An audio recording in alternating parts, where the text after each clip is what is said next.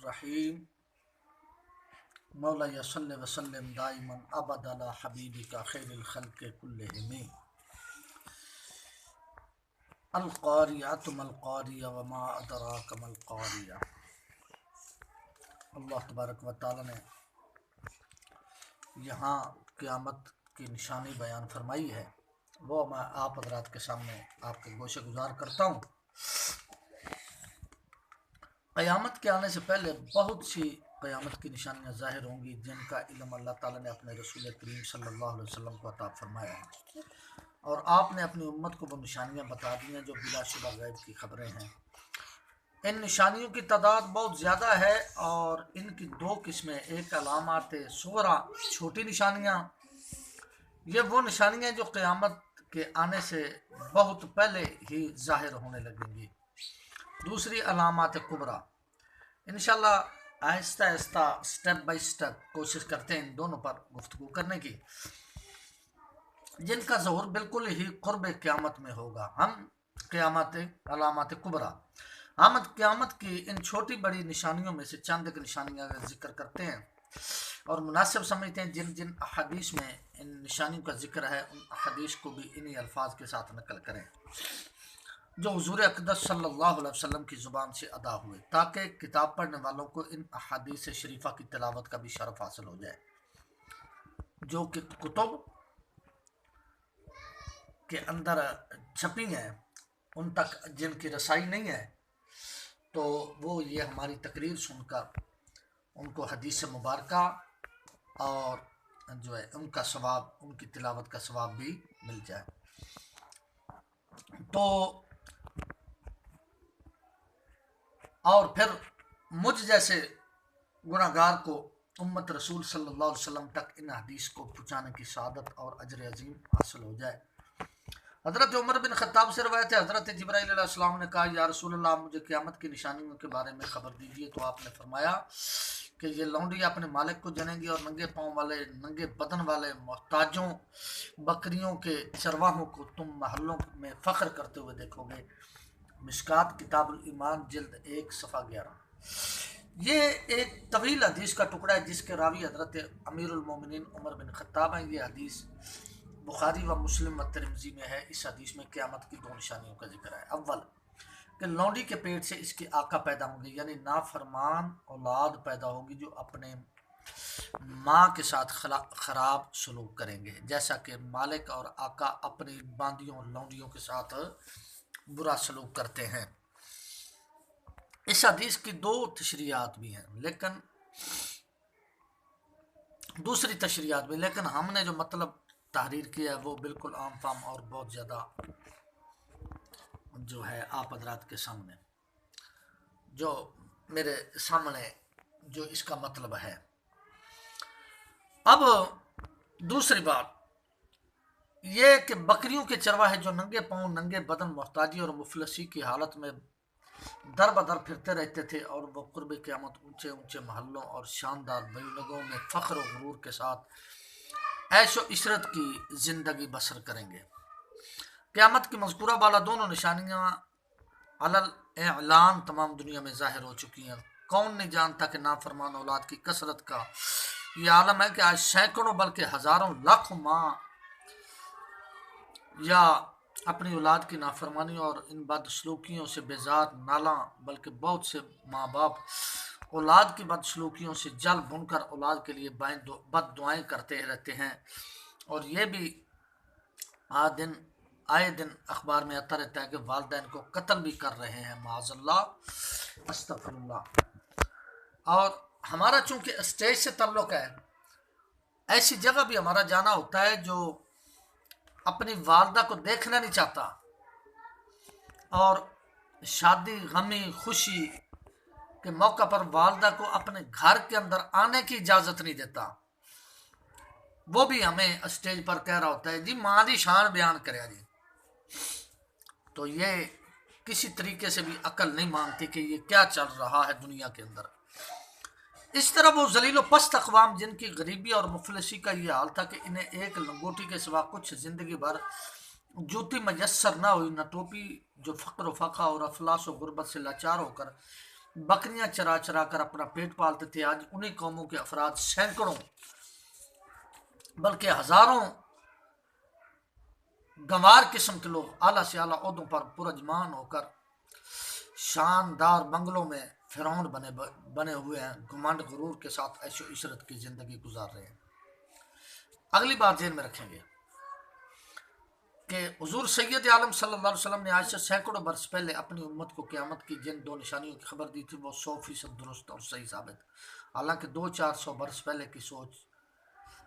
بھی نہیں سکتا کہ دنیا کی نگاہیں کبھی ایسے مناظر دیکھیں گی کہ جنگلوں اور میدانی چراگاہوں میں بکریاں چرانے والے جنہیں پھونس کی چھپر اور بدن ڈھانپنے کے لیے کپڑا بھی نصیب نہیں ہوتا تھا،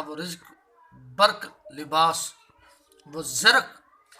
برق لباس و پوشاک پہن کر اونچے محلوں میں آرام و راحت کے ساتھ مغرورانہ زندگی گزاریں گے، اور سلاطین و امراء کی اولاد جو شاہی محلوں میں مخملی فرش کو اپنی جوتیوں سے رونتے ہیں، وہ در بدر کے ٹھوکریں کھاتے اور جوتیاں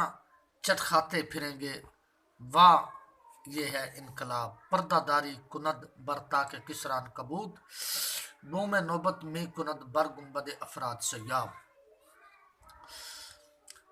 کیوں نہ ہو کہ اس غیب دان نبی پاک صلی اللہ علیہ وسلم جن کے سینہ نبوت کو خداوند عالم نے علام الغیوب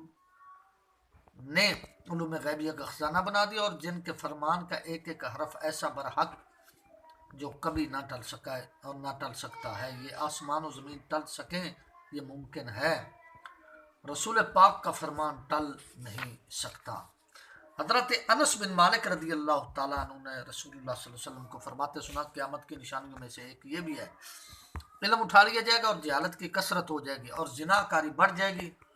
بکثرت شراب پی جائے گی، اور مردوں کی تعداد کم ہو جائے گی، عورتوں کی تعداد بڑھ جائے گی، یہاں تک کہ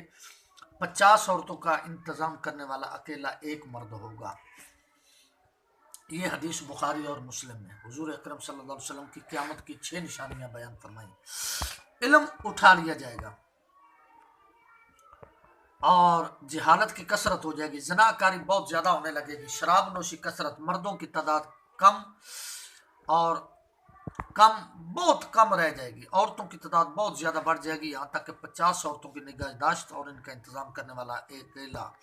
سب سے پہلی بات پر ہم گفتگو کرتے ہیں اور اس کے بعد اپنی بات کو اختتام کی طرف لے کر جاتے ہیں۔ علم اٹھا لیا جائے گا، اس حدیث کا مطلب علم سے مراد علم دین ہے کہ وہ قرب قیامت میں اٹھا لیا جائے گا، یہاں تک کہ روح زمین پر کوئی علم دین کا جاننے والا باقی نہ رہے گا۔ حضرت علامہ سلطان ملا علی قاری رحمۃ اللہ علیہ شارح مشکات نے فرمایا، دنیا سے علم اٹھ جانا 2 طرح سے ہوگا، ایک صورت تو یہ ہوگی کہ علماء دین ایک کے بعد دوسرا دنیا سے اٹھتے چلے جائیں گے، اور ان کی جگہ پر پر کرنے والے علماء دین پیدا نہ ہوں گے، بلکہ روز بروز کم علم والے علماء ہوتے جائیں گے۔ اسی طرح رفتہ رفتہ وہ دور آ جائے گا کہ روح زمین عالموں سے خالی ہو جائے گی اور علم دین کا جاننے والا کوئی باقی نہ رہے گا۔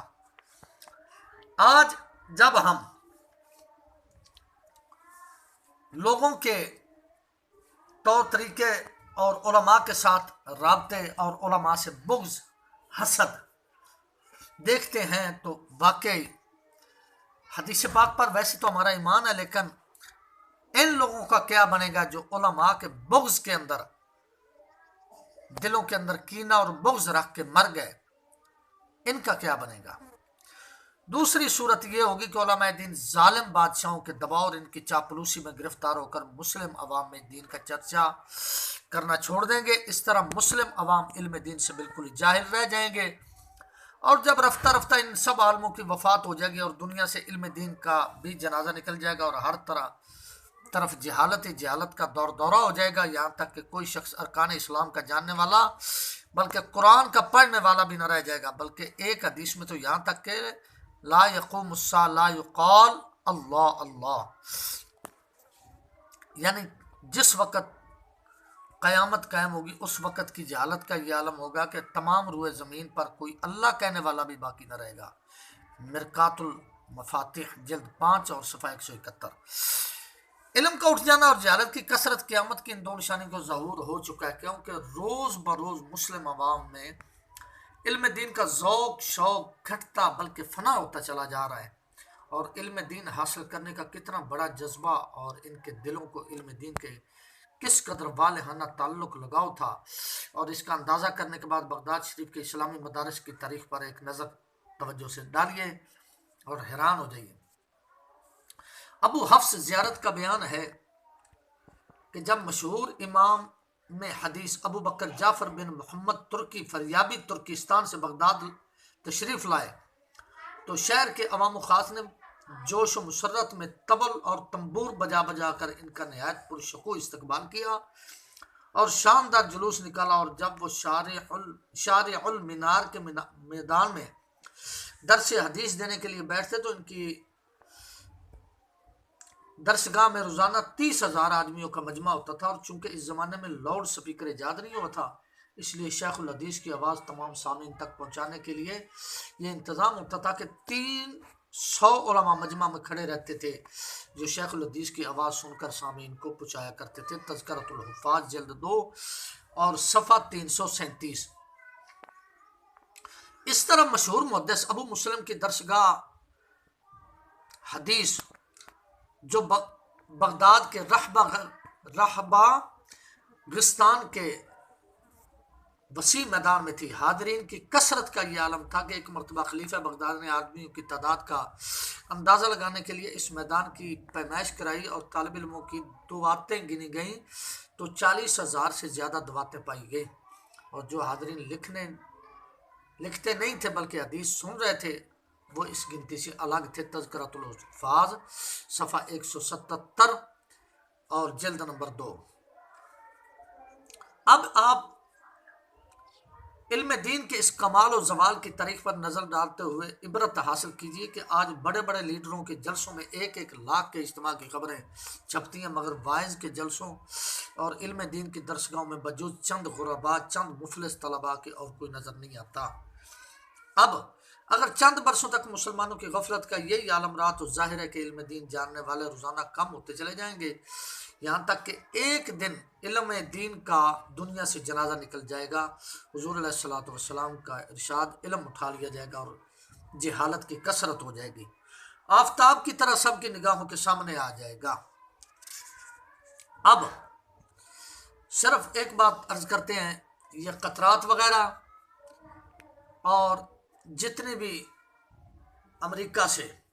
دوائیں آ رہی ہیں، امریکہ یہودی، عیسائی، مرزائی، یہ مسلمانوں کا کبھی دوست نہیں ہو سکتا، اور یہ سوچنا بھی نہیں ہے کہ کبھی ویکسین کے بہانے وہ ہمیں دوستی جتلاتا ہے کہ میں جناب تمہارا دوست ہوں، کبھی انجیکشنوں کے ذریعے، کبھی قطرات کے ذریعے۔ ان کے اندر کچھ خاص کیمیکل ہوتے ہیں جو جسم کے اندر جا کر جو سپرم ہوتے ہیں، مردانہ سپرم، ان کو مردہ کر دیتے ہیں، اور جو زنانہ سپرم ہوتے ہیں ان کو یہ بحال رکھتے ہیں، جس کی وجہ سے عورتیں بہت زیادہ ہوں گی۔ بہرحال ان چیزوں سے مسلمانوں کو بچنا چاہیے۔ زنا کی زیادتی، اس کا سبب حیا کی کمی اور بے حیائی کا غلبہ ہے۔ جب مردوں اور عورتوں میں حیا کی کمی ہوگی تو لازمی طور پر زنا کاری بڑھ جائے گی اور دوسرے گناہوں کے دروازے بھی کھل جائیں گے، کیونکہ مومن کی حیا در حقیقت نفس کے شریر گھوڑے کے لیے بہترین لگام اور شیطان کے حملوں سے بچنے کے لیے ایک مضبوط ڈھال، اور مومن کو ہزاروں گناہوں سے بچانے کے لیے ایک آہنی دیوار ہے۔ چنانچہ جب سے مسلمانوں میں حیا کی کمی ہونے لگی، عورتوں کا پردہ ختم ہونے لگا ہے، پارکوں اور تفریح گاہوں میں عورتوں مردوں کا اختلاط شروع، سینما گھروں اور کلبوں میں سڑکوں اور لڑکوں اور لڑکیوں کا میل ملاپ ہونے لگا، جس کا نتیجہ کہ آج کل ہر طرف زناکاری کی گرم بازاری حدیث میں ہے۔ جو قوم زناکار ہوگی وہ عذاب جہنم سے پہلے دنیا میں قحط اور بھوک کا شکار ہو جائے گی۔ مشکات شریف جلد نمبر 3 اور صفحہ 313۔ تو مطلب کہنے کا یہ ہے کہ ان تمام چیزوں کو ملحوظ خاطر رکھتے ہوئے میرے دوستوں اور بزرگوں، کوشش کریں گے ہم کہ اپنے آپ کو نیکی کی طرف راغب رکھیں، اور اگر بالفرض کوئی ایسا وقت آ جاتا ہے کہ نیکی کرنے کا ہمارے پاس ٹائم یا کوئی اس طرح کا مسئلہ بن گیا ہے تو کم از کم ایک بات میری ضرور ذہن میں رکھیں کہ اپنے علماء اہل سنت کے بارے میں کبھی بغض نہ رکھنا. یہ میں آپ کی منت کرتا ہوں، میرا اس کے اندر جو بھی فائدہ ہو یا نہ ہو، لیکن ایک بات ذہن میں رکھنا